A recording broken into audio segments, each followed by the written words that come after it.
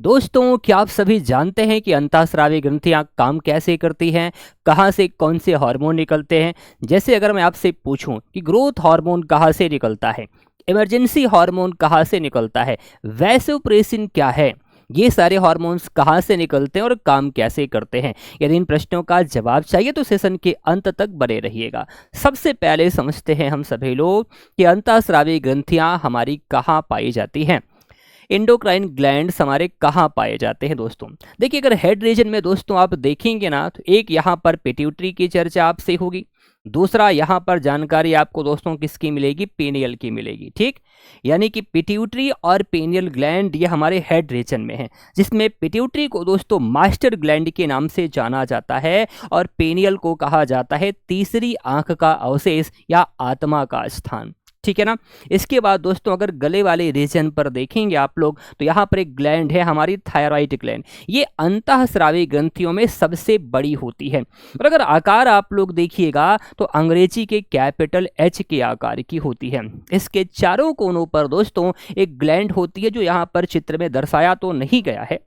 इसको हम कहते हैं पैराथायराइड ग्लैंड। क्या कहते हैं? पैराथायराइड। तो दो हमारे गले के रीजन में हो गई, दो हमारी हो गई हेड रीजन में। ठीक, उसके बाद जब सीने पर आप लोग देखेंगे तो एक ग्लैंड अपनी होती है थाइमस। क्या होती है? Thymus gland.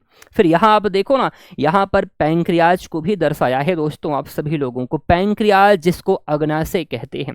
क्या कहते हैं दोस्तों? अग्नाशय जिसको कहा जाता है, ये आप जानते हैं शरीर की एकमात्र कंपाउंड ग्लैंड होती है। गुरुजी कहाँ होती है? ये आमाशय के नीचे होती है। आमाशय यानी कि हमारे स्टमक के नीचे होती है। लीफ लाइक स्ट्रक्चर, सभी की चर्चा हम डिटेल में करेंगे। उतनी चीज़ें आपको हम जरूर बता देंगे जितना आपके एग्जाम में आएगा दोस्तों, यानी कि दूध से मक्खन निकाल कर देने वाले हैं। अनावश्यक बात नहीं होगी, बिल्कुल एग्जाम ओरिएंटेड सेशन चलने वाला है। आगे देखिएगा दोस्तों, बात होगी एड्रिनल ग्लैंड की। क्या है भाई एड्रिनल ग्लैंड? तो आप लोग कहेंगे गुरुजी एड्रिनल ग्लैंड जो होता है, जिसको हिंदी में अधिवृक्क ग्रंथियां कहते हैं, ये हमारे दोनों किडनी के ऊपर, गुर्दे के ऊपर टोपी नुमा संरचना में मौजूद होती है। कैसी? टोपी नुमा संरचना में दोस्तों मौजूद होती है, जो आप पीले कलर का देख भी पा रहे हो।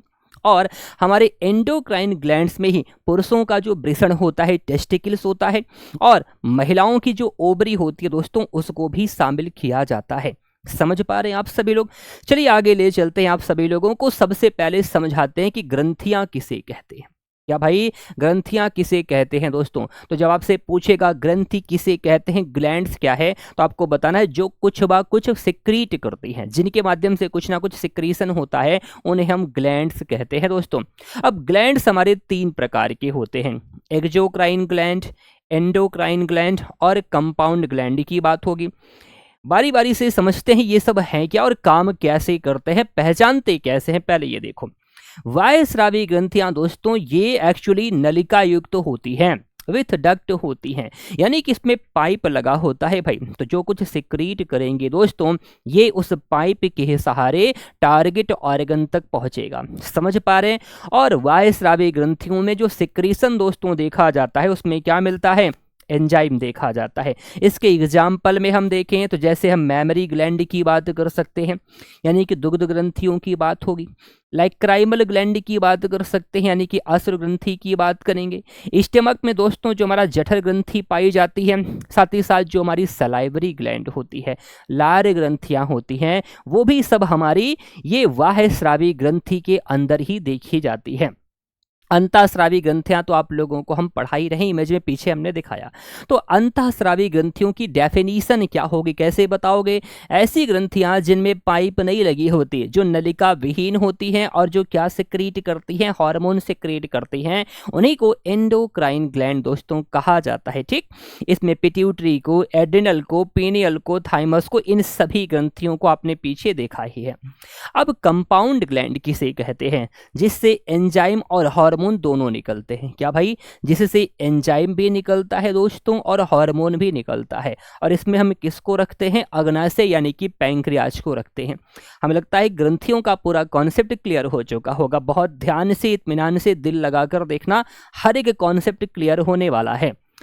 दोस्तों अब देखो एंडोक्राइन ग्लैंड्स का यहाँ पर हमने लिस्ट लगा दिया है, ठीक।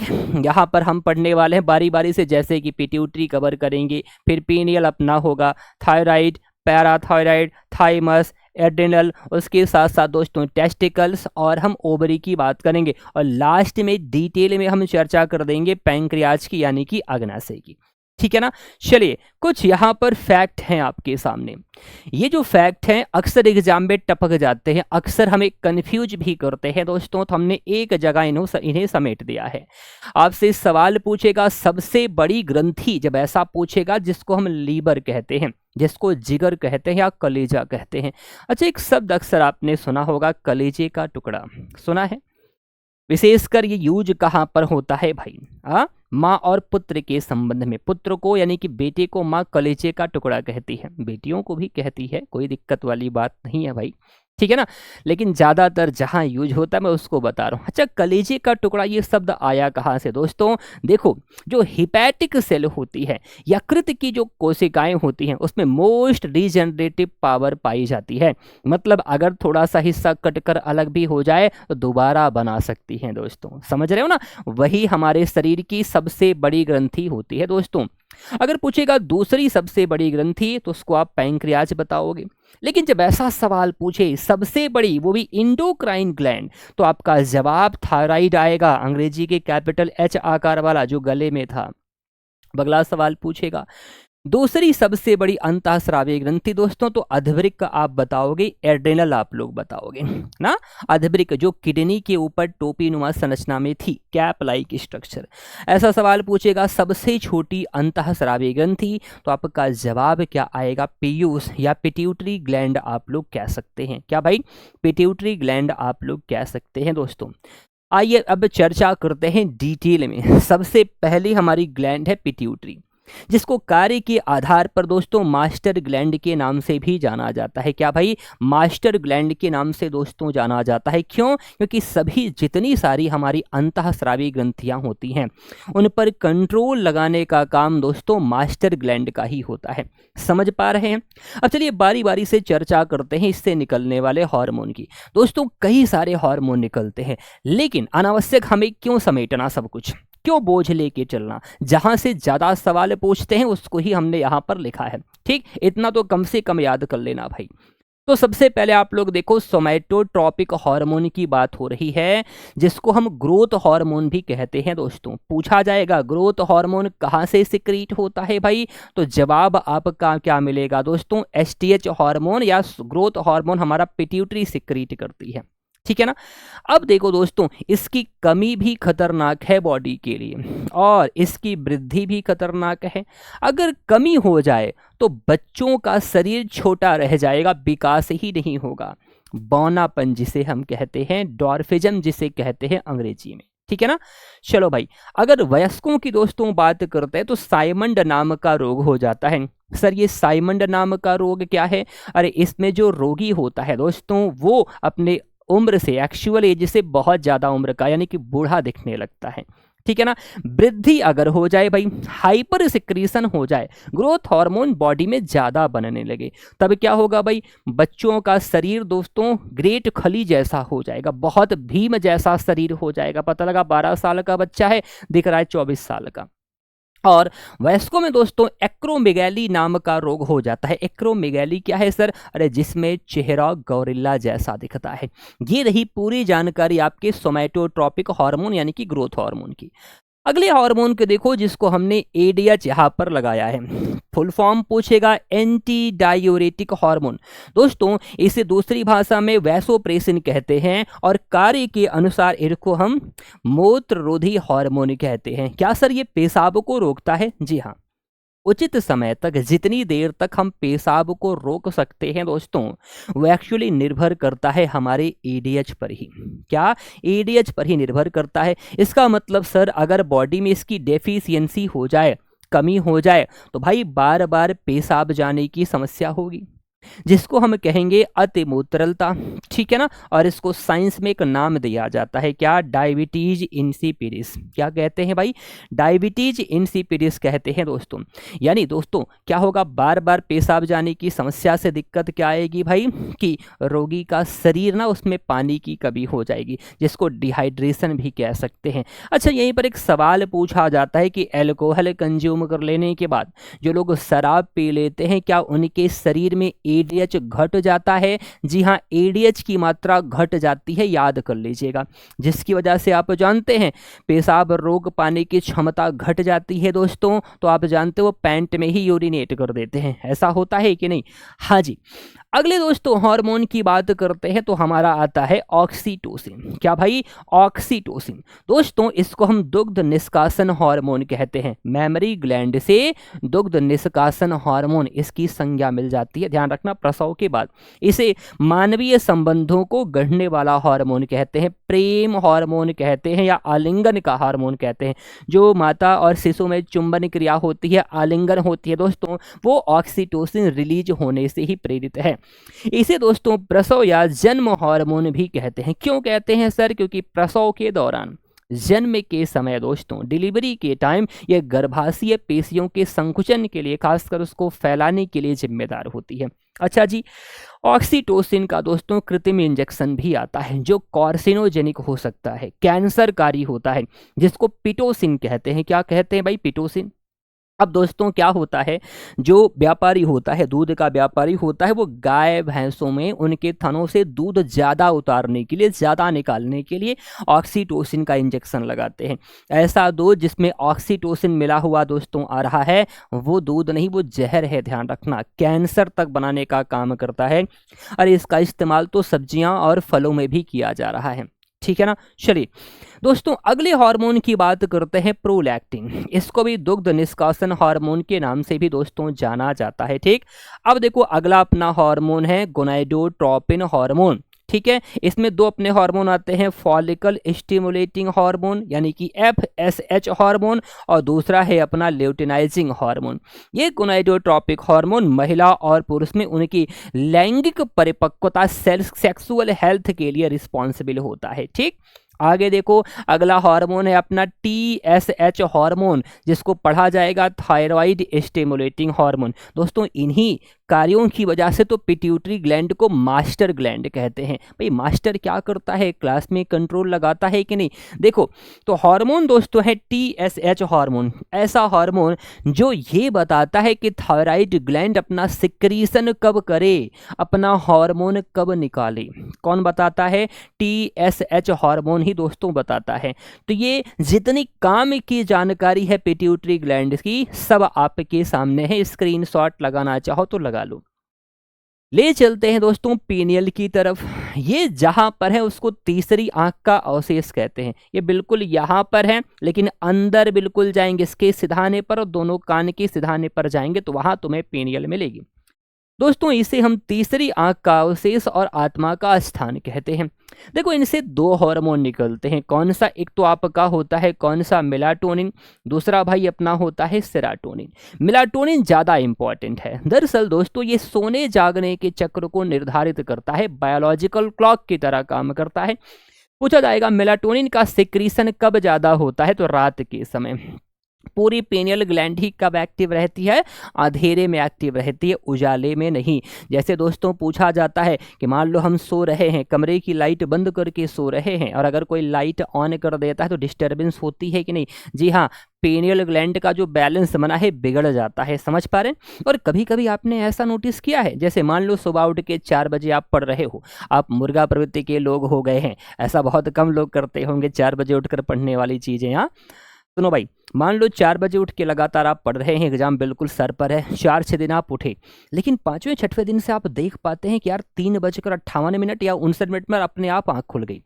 यानी कि अलार्म बजने के 2-3 मिनट पहले अपने आप ही आंख खुल जा रही है। दोस्तों ये सब डिपेंड करता है हमारे पीनियल ग्लैंड पर, ध्यान रखना, मेलाटोनिन हार्मोन के माध्यम से ऐसा हो रहा है। आइए अगली ग्लैंड की बात करते हैं, जिसको हम थायराइड कहते हैं। दोस्तों आपको पता है यही सबसे बड़ी है, गले पर है, अंग्रेजी की कैपिटल H जैसी है दोस्तों। इससे जो हार्मोन निकलता है दोस्तों उसको हम थायरॉक्सिन कहते हैं। और थायरॉक्सिन ठीक तरीके से बॉडी में काम करे, इसके लिए आयोडीन की उपलब्धता होना बहुत ज़रूरी है। यानी कि अगर आयोडीन की डेफिशिएंसी हो जाएगी तो इसका पूरा कार्य गड़बड़ हो जाएगा दोस्तों। सुन पा रहे हो ना? इसकी कमी से दोस्तों कुछ रोग होते हैं जिसमें क्रेटिनिज्म, मिक्सोडीमा और घेंघा बहुत ज़्यादा इंपॉर्टेंट है। ये ना बुद्धि कम करता है। अगर क्रेटिनिज्म हो जाएगा मतलब मानसिक विकास ही अवरुद्ध हो गया है। तो आयोडीन की कमी से थायरॉक्सिन हार्मोन कम, इसका कार्य गड़बड़ हुआ, मानसिक विकलांगता या ऐसा समझो कि बुद्धि कम हो गई भाई, तो उस रोग को हम घेंघा नहीं बताएंगे, क्रेटिनिज्म बताएंगे। इस बात का ध्यान रखना। घेंघा जिसको दोस्तों अंग्रेजी में तो ग्वाइटर पढ़ा जाता है दोस्तों, इसको हम गलगंड भी कहते हैं। क्या कहते हैं? गलगंड भी कहते हैं। ध्यान से सुनना, क्या कहते हैं? गलगंड भी कहते हैं सर। चलिए भाई, तो दोस्तों घेंघा कैसे कैसे पहचानेंगे? आयोडीन की डिफिशियंसी से थायरॉक्सिन हार्मोन का पूरा कार्य डिस्टर्ब हो गया, गड़बड़ हो गया। ये हमारी ग्लैंड थायराइड वाली फूल को लटक सी जाती है क्योंकि इसमें सूजन आ गया है, उसी को घेंघा कहते हैं। पूछा जाता है पहाड़ी क्षेत्रों के लोगों में ग्वाइटर यानी कि गलगंड नाम का रोग ज़्यादा क्यों हो जाता है? क्योंकि सामान्यतः उनके भोजन में आयोडीन की कमी होती है। चलिए भाई, एक दोस्तों हम बताते हैं आप लोगों को हाशीमोटो रोग के बारे में। क्या है हाशीमोटो रोग, जिसको थायराइड की आत्महत्या कहते हैं दोस्तों? ये सामान्यतः आयोडीन की एफिशिएंसी से होता है, अधिकता से होता है। छाप लेना, ठीक है ना? आगे ले चलते हैं आप सभी लोगों को, बात करते हैं अगली ग्रंथि की, पैराथायराइड की, जिसको हम परावटु कह सकते हैं हिंदी में। अब सुनो भाई, इससे जो हार्मोन निकलता है दोस्तों उसको हम पैराथॉर्मोन कहते हैं।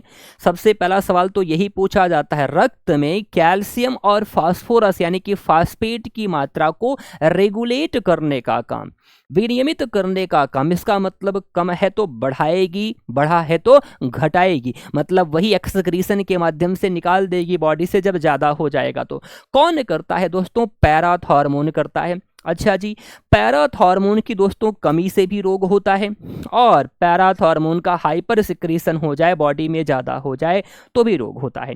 दोस्तों पैराथॉर्मोन की कमी से जो रोग होता है उसको हम टिटेनस यानी कि धनुष्टंकार रोग के नाम से जानते हैं। क्या भाई? टिटेनस यानी कि धनुष्टंकार रोग के नाम से दोस्तों जानते हैं, ध्यान रखिएगा। अरे यही, इसी में तो शरीर इस प्रकार से बिल्कुल एकदम टेढ़ा होता जाता है और बहुत खतरनाक मृत्यु होती है भाई, बहुत दर्दनाक मौत होती है टिटनेस से। सर क्या केवल लोहे से, सड़ गल चुके लोहे से ही होता है? नहीं भाई, प्लास्टिक से भी होता है और लकड़ी से भी हो सकता है। क्लास्ट्रीडियम टिटैनी नाम का जो माइक्रो ऑर्गेनिज्म है, ये इन्फेक्शन कर गया तो हो जाएगा, इस बात का ध्यान रखना। अच्छा, अगर हाइपर सिक्रीशन हो गया तो ऑस्टियोपोरोसिस हो जाएगा दोस्तों। अच्छा, पोरो का मतलब क्या है? यहाँ पर पोर का मतलब होता है छिद्र बनना, यानी कि हड्डियों में जहां तहां छिद्र हो जाएगा, हड्डियां भंगुर हो जाएंगी, चलते फिरते ही फ्रैक्चर हो जाएगा। और इसी से जुड़ा हुआ है दोस्तों BMD परीक्षण, यानी कि बोन मिनरल डेंसिटी वाला परीक्षण, जिसके माध्यम से बोन में मिनरल की डेंसिटी यानी कि घनत्व चेक किया जाता है कि कैल्शियम फास्फोरस हैं कितने। आइए अगली ग्रंथि की दोस्तों बात करते हैं, यहाँ पर थाइमस जो सीने में है। कहाँ पर? सीने में है दोस्तों। पहले तो ये समझो, थाइमस ग्रंथि का वजन बच्चों में 10 से 12 ग्राम, वयस्कों में 20 से 30 ग्राम और वृद्धों में 3 से 6 ग्राम। तो सवाल पूछा जाता है कि उम्र बढ़ने के साथ, खासकर एडल्ट से वृद्धावस्था में जाने पर किसका क्षय हो जाता है? कौन सी ऐसी हमारी अंतःस्रावी ग्रंथि है जो निष्क्रिय हो जाती है दोस्तों? तो आपका जवाब आएगा थाइमस। सुनो भाई ध्यान से, इससे जो हार्मोन निकलता है उसका बिल्कुल मिलता जुलता नाम है थाइमोसिन। और थाइमोसिन हमारी टी लिम्फोसाइट सेल के साथ मिलकर, सर ये क्या है? अरे भाई WBC की सेल है। लिम्फोसाइट सबसे छोटी वाली कोशिका होती है ना, उसमें बी लिम्फोसाइट देखते हो और टी लिम्फोसाइट देखते हो। जो बी लिम्फोसाइट होती है दोस्तों वो तो एंटीबॉडीज बनाने में लग जाती है, लेकिन टी लिम्फोसाइट मुख्यतः थाइमोसिन हार्मोन के साथ मिलकर शरीर के इम्यून सिस्टम को, प्रतिरक्षा तंत्र को बनाते हैं। अब सोचो भाई, थोड़ा सा समझो, थाइमोसिन डिक्रीज होने लगता है या थाइमस ग्लैंड ही पूरा हमारा खत्म होने लगता है वृद्धावस्था के दौरान। तो धीरे धीरे शरीर में रोग प्रतिरोधक क्षमता, इम्यून सिस्टम वीक पड़ता जाता है, कमजोर होता जाता है, जिससे पेशेंट या जो बूढ़े व्यक्ति है दोस्तों, उनका शरीर बहुत सारे रोगों का घर हो जाता है। तो आगे चलकर वो हम सभी भगवान के प्यारे हो जाएंगे। होगा कि नहीं ऐसा? चलिए भाई दोस्तों, अगली ग्रंथि की बात करते हैं जो बहुत इंपॉर्टेंट है। अधवृक्क, वही जो टोपीनुमा संरचना में हमारे गुर्दे के ऊपर है। देखो भाई, एड्रिनल ग्लैंड के दोस्तों बाहरी भागों को हम क्या पढ़ते हैं? कॉर्टेक्स पढ़ते हैं। और अंदर वाले भाग को दोस्तों क्या पढ़ा जाता है? मेडुला।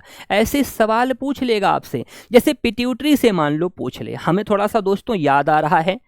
हाँ भाई चलिए पीछे आ जाते हैं थोड़ा सा।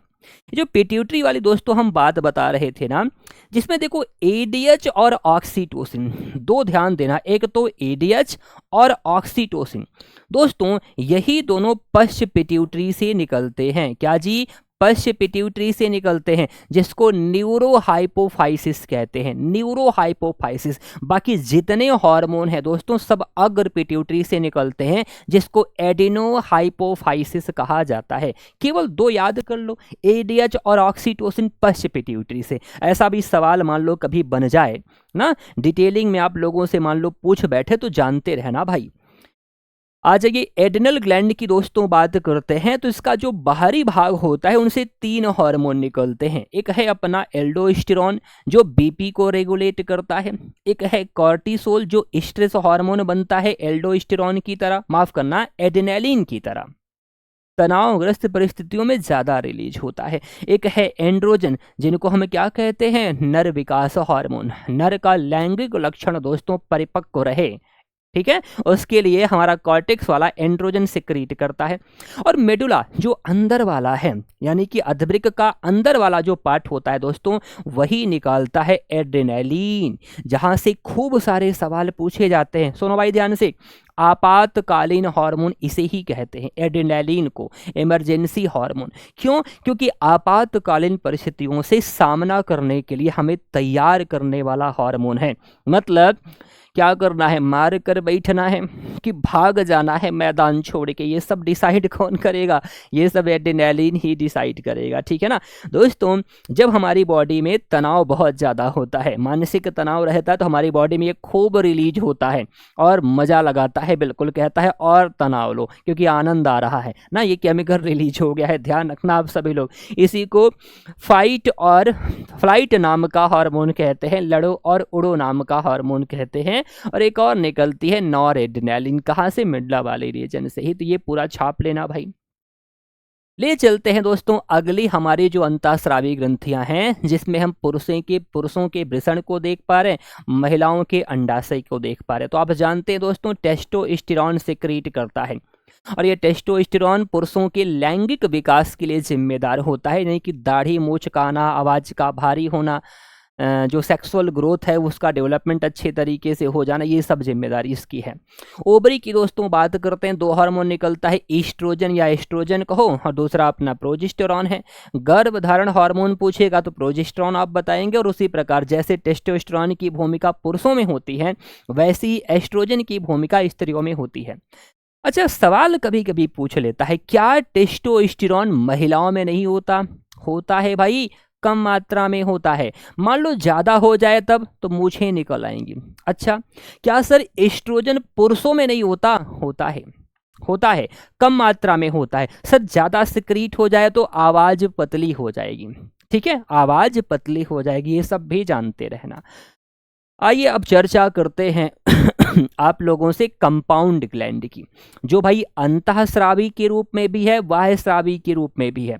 यानी कि दोस्तों अग्नाशय का जो हमारा बाह्यस्रावी, देखो 98% तो हमारा ये मामला कैसा वाला है दोस्तों, अग्नाशय का एक्सोक्राइन पार्ट के रूप में है। केवल लगभग में 2% ही हमारा जो पैंक्रियाज है वो अंतःस्रावी भाग के रूप में होता है दोस्तों। अब सीखना थोड़ा सा यहाँ पर, भाई विज्ञान सीखने की चीज़ है, रटने की नहीं। कॉन्सेप्ट मैं कहीं कहीं दे रहा हूँ ना, उससे ही पकड़ना, वही याद कराएगा आपको। दोस्तों वह स्रावी भाग के रूप में अग्नाशयिक नलिका होती है। याद करो पहला वाला जो कॉन्सेप्ट हमने सिखाया था, वह स्रावी होगा तो नलिका होगी, पाइप लगी होगी और क्या निकालेगी, एंजाइम निकालेगी। भाई पैंक्रियाटिक डक्ट से पैंक्रियाटिक जूस निकलता है जिसमें 3 प्रमुख एंजाइम होते हैं, ट्रिप्सिन, लाइपेज और एमाइलेज। दोस्तों ट्रिप्सिन, लाइपेज, एमाइलेज ये क्रमशः प्रोटीन, कार्बोहाइड्रेट और फैट का कंप्लीट डाइजेशन कर जाते हैं। इसी वजह से पैंक्रियाटिक जूस को कंप्लीट डाइजेस्टिव जूस के नाम से जाना जाता है। क्या भाई, कंप्लीट डाइजेस्टिव जूस के नाम से दोस्तों जानते हैं। अब आइए, ये बहुत इंपॉर्टेंट है। हो सकता है कि पहली बार आप सुन रहे हो 5 पेयर ऑफ सेल। अगर ऐसा है तो आप ये समझिए कि मास्टर आपके लिए बहुत ज़बरदस्त काम कर दिया है। तो सेशन को लाइक कर देना और प्यारा सा कमेंट करके बता देना कि आज का सेशन लगा कैसे आपको। अंतःस्रावी पार्ट अगर आप लोगों से पूछा जाएगा भाई, तो लैंगरहैंस की द्वीपिकाएं पूछा जाता है। आइलेट्स ऑफ लैंगरहैंस कहाँ पाई जाती हैं? गुरुजी पैंक्रियाज में।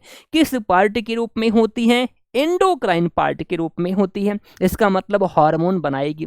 पहली बात सुनो, लैंगरहैंस की द्वीपिकाओं का निर्माण 5 पेयर ऑफ सेल से होता है, जिसमें अल्फा, बीटा, गामा, डेल्टा और इलिप्सॉन सेल की बात होगी। अब अलग अलग हार्मोन निकालते हैं, जैसे कि अल्फा सेल ग्लूकेगॉन सिक्रीट करती है, बीटा सेल दोस्तों इंसुलिन बनाती है, गामा सेल हमारा पैंक्रियाटिक पॉलीपेप्टाइड बनाएगा, इसी को पीपी सेल कहते हैं, ध्यान रखना ठीक। जो हमारा अल्फा बीटा गामा के बाद डेल्टा सेल आता है, ये सोमैटोस्टैटिन नाम का हार्मोन। गुरुजी आप फैक्ट बता दे रहे, अरे भाई ठहर जाओ, हम थोड़ी सी जानकारी और आगे बढ़कर भी दे देंगे, परेशान मत होना। इलिप्सॉन सेल घ्रेलिन नाम का हार्मोन सिक्रीट करता है। अब कॉन्सेप्ट समझो दोस्तों, अल्फा सेल निकालेगा ग्लूकेगॉन, जो क्या काम करेगा भाई, जो ग्लाइकोजन को ग्लूकोज में बदलेगा, यानी कि रक्त में ग्लूकोज की मात्रा को बढ़ाएगा। क्या करेगा? ग्लाइकोजन को ग्लूकोज में बदलेगा, मतलब रक्त में ग्लूकोज की मात्रा को बढ़ाएगा। आगे देखो, बीटा सेल इंसुलिन बहुत इंपॉर्टेंट है, इसलिए आगे हमने थोड़ी सी डिटेल में व्यवस्था करी है इसके लिए, ठहर जाते हैं आगे बताएंगे। ये जो आपका दोस्तों अल्फा बीटा के बाद गामा सेल है, पैंक्रियाटिक पॉलीपेप्टाइड, देखो कंफ्यूज मत होना, जो लिखा है बिल्कुल सही लिखा है, परेशान मत होना। पैंक्रियाटिक पॉलीपेप्टाइड दोस्तों क्या काम करता है? अरे यही भूख लगाता है।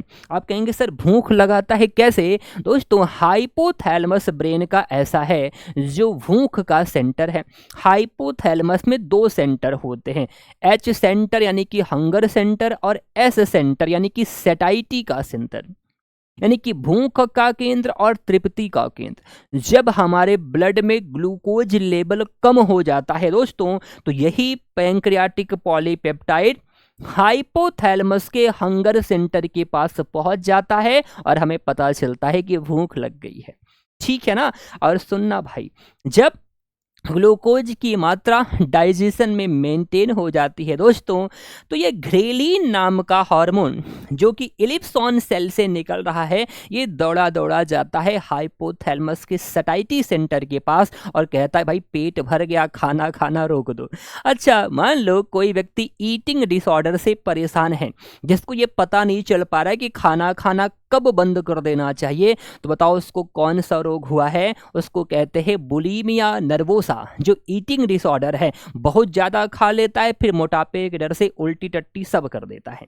ठीक है ना? हाँ दोस्तों, ये पूछा गया प्रश्न है बुलिमिया नर्वोसा, ठीक है ना? हाँ, इसे मुंह मत बनाना आप लोग। अब आगे देखो, ये जो दोस्तों अपना अल्फा बीटा गामा के बाद डेल्टा सेल अपना है, ये निकालता है दोस्तों सोमैटोस्टैटिन नाम का हार्मोन। देखो पाचन तंत्र जब हमने आप लोगों को पढ़ाया था, तो हमने कहा था न्यूट्रिशन की 5वीं अवस्था, चौथी अवस्था, तीसरी, दूसरी और पहली अवस्था की बात हुई थी कि नहीं? तो जो 5 अवस्था है, कौन कौन सी? इंजेशन है पहला, अंतर्ग्रहण, डाइजेशन है दूसरी अवस्था, एब्जॉर्प्शन और चौथी अवस्था है हमारी एसिमिलेशन। मतलब जो बचे हुए पोषक तत्व हैं वो आगे ब्लड में हमारे, और ब्लड में जब आ जाएंगे तो उनको बॉडी अपने यूज में भी लेगी कि नहीं? तो उसी अवस्था को दोस्तों ये सोमैटोस्टैटिन बढ़ाने का काम करता है।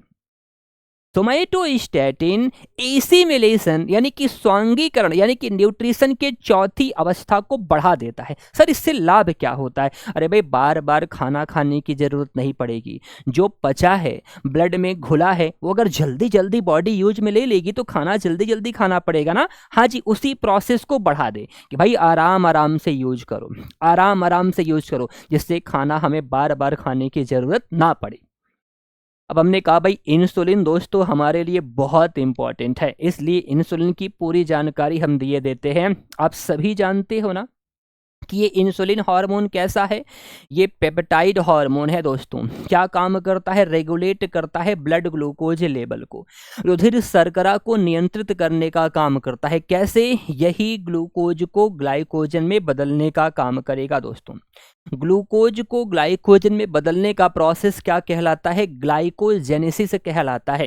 ग्लूकोज ज़्यादा है बॉडी में, रक्त में, उसको ग्लाइकोजन में बदलकर स्टोर करा लेगा, यानी कि अतिरिक्त शर्करा हमारी स्टोर हो गई है ग्लाइकोजन के रूप में दोस्तों। और जब भी काम लगेगी ऊर्जा की, यही ग्लाइकोजन बट जाएगा ग्लूकोज में। अब कौन करेगा? ग्लूकेगॉन, जो अल्फा सेल से निकल रहा था। और आप सभी जानते हो कि इंसुलिन हार्मोन की दोस्तों अगर कमी हो जाए, क्या हो जाए भाई? अगर दोस्तों इंसुलिन हार्मोन की कमी हो जाए, डिफिशियंसी हो जाए दोस्तों, यानी कि अगर कमी हो जाए तो आपका डायबिटीज यानी कि मधुमेह नाम का रोग हो जाता है, जिसको दोस्तों शुगर कहते हैं। आप कहेंगे सर ये कैसे होता है? भाई देखो ना, इंसुलिन ग्लूकोज को बदल दे रहा था ग्लाइकोजन में, अब यही कम निकल रहा है। क्या जी? यही कम निकल रहा है, तो ग्लूकोज ग्लाइकोजन में कन्वर्ट नहीं होगा, ग्लूकोज ब्लड में ही पड़ा रहेगा और बढ़ता रहेगा। और ग्लूकोज का असामान्य स्तर किसमें? ब्लड में दोस्तों, उसी को शुगर कहा जाता है। आप जानते हैं ना कि शुगर ये दोस्तों ऐसा रोग है जिससे दुनिया में बहुत सारे लाखों करोड़ों लोग मारे जाते हैं। अपने इंडिया में 50 से 60 लाख लोग हर साल मर जाते हैं शुगर की वजह से दोस्तों। समझ रहे हैं? तो दोस्तों ध्यान रखो आप सभी लोग, अगर ऐसा पूछा जाए कि शुगर कैसे होता है, तो इंसुलिन हार्मोन की कमी से। एक समय था दोस्तों जब इंसुलिन को प्राप्त करने के लिए सुअरों को यानी कि पिग्स को बड़े पैमाने पर मारा जाता था, क्योंकि सुअरों का जो पैंक्रियाज है उससे निकलने वाला इंसुलिन जो होता है दोस्तों, वो ना इंसानों के इंसुलिन से मैच करता था। क्या भाई? इंसानों के इंसुलिन से दोस्तों मैच करता था। लेकिन ये बताओ, इतने सारे पेशेंट है, कितने सुअरों को, कितने जानवरों की हत्या करी जाएगी? तो वहीं पर आती है भाई रिकॉम्बिनेंट डीएनए टेक्नोलॉजी। क्या आती है? रिकॉम्बिनेंट डीएनए टेक्नोलॉजी आती है दोस्तों, जिसके माध्यम से इशर्सिया कोलाई बैक्टीरिया का यूज करके, क्या भाई? इशर्सिया कोलाई बैक्टीरिया का यूज करके हम अब बड़े पैमाने पर इंसुलिन बना पा रहे हैं, क्योंकि सभी को क्या चाहिए? डायबिटिक पेशेंट को इंसुलिन चाहिए ब्लड शुगर लेवल को कंट्रोल करने के लिए। ठीक है ना? पूछा जाएगा आपका कि इंसुलिन में कौन सा एलिमेंट, कौन सा तत्व पाया जाता है, तो जस्ता बता दीजिएगा। डहेलिया की जड़ें पूछेगा, और प्राकृतिक सोर्स क्या है? तो इंसानों का बीटा सेल और डहेलिया एक नाम का पौधा है दोस्तों, उसकी जड़ों से, उसकी रूट से आपका मिल जाता है इंसुलिन। और कृत्रिम इंसुलिन की खोज किसने करी थी? बैटिंग और बेस्ट ने करी थी दोस्तों। अगर पूछा जाए कि इंसुलिन हमें कहां कहां से मिल सकता है, आप कहेंगे गुरुजी अगर जस्ता हमारी बॉडी में पहुंचे ना, इसका मतलब इंसुलिन बनाएगा। तो जस्ता देने वाले तत्व कौन कौन से हैं? जामुन याद कर लेना, कैथा जानते हैं, वुड एप्पल, खूब खट्टा सा होता है जी, वुड एप्पल कह सकते हैं, जामुन है, कैथा याद कर लेना। इसके साथ साथ दोस्तों सदाबहार, कैथरेंथस रोजियस सदाबहार एक आता है, उसकी पत्तियां कूंच कर चबाएंगे, इन सभी से बॉडी में खूब जिंक पहुंचेगा, इंसुलिन बनेगा, शुगर में राहत होगी। मुझे पूरा भरोसा है कि जितनी जानकारी आज की क्लास में आपको मिली है ना, वो आपके काम की रही होगी। हमें कमेंट करके बता दीजिएगा कि आज की क्लास आपको कैसी लगी। यदि ये सीरीज आपको पसंद आ रही है तो इसको आप लाइक कर सकते हैं। ये भी बता सकते हैं कि अगला लेक्चर आप किस टॉपिक पर चाहते हैं। अपना खूब ख्याल रखिएगा। Thank you.